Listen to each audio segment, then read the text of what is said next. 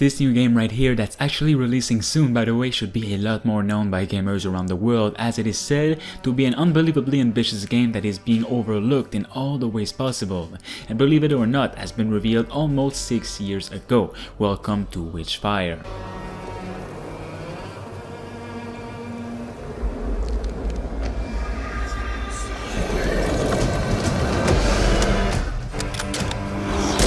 There is a whole lot of features that are present within this game's world and its story that so many people doesn't know about, including me just a couple of minutes ago. I simply thought it was a little shooting game where you just upgrade weapons and kill enemies by waves, but no, it is definitely not. These guys have been working and putting their heart and soul into this since forever, and thanks to new gameplay clips and a brand new interview, we finally get to know about it all, with the developers spilling the beans on what is even this game about and what we'll be getting into this September 20 on PC when the game releases, and a bit later to consoles. Is it a roguelite FPS, a simple combat FPS against waves of enemies, or a story-driven game?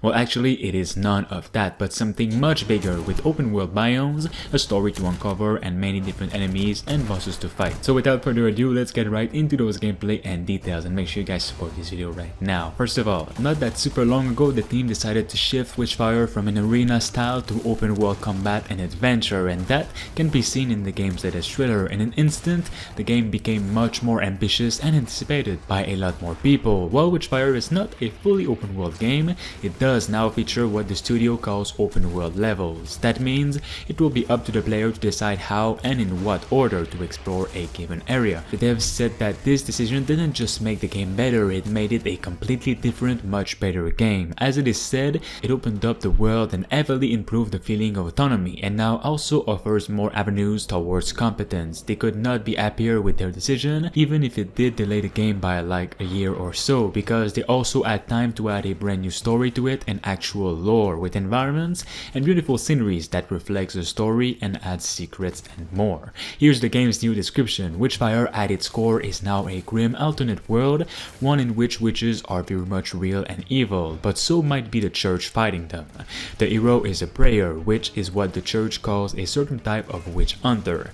Magically altered in the dungeons of the Vatican, this hero is a great warrior but needs a constant supply of witchfire, which is a corrupt form of ether, the fifth element that witches use to create magic to live. It is a pretty good motivation to go out there and hunt witches, getting all of their witchfire, their unique abilities to keep yourself alive.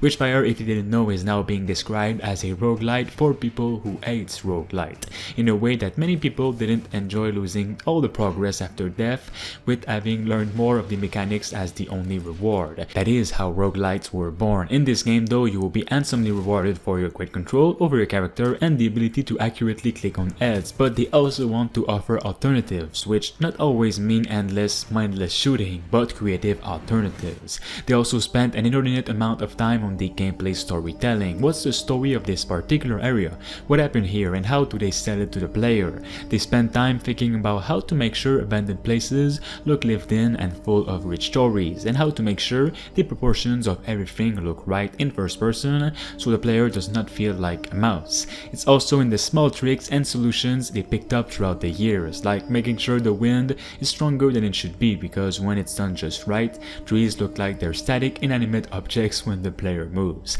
They also wanted each and every weapon to sound even more powerful every single time that you upgrade them, or that you become stronger. Each weapon has their own weight, but they will feel and sound more powerful as you upgrade them. Coming from the creators of Bulletstorm, I think they know how to create powerful weapons that actually feel like it. Let me know right now if you guys are excited for this game in the comments below, and by liking this video, and let me know if you want to see some exclusive gameplay on this game as well. I'll talk to you all very soon.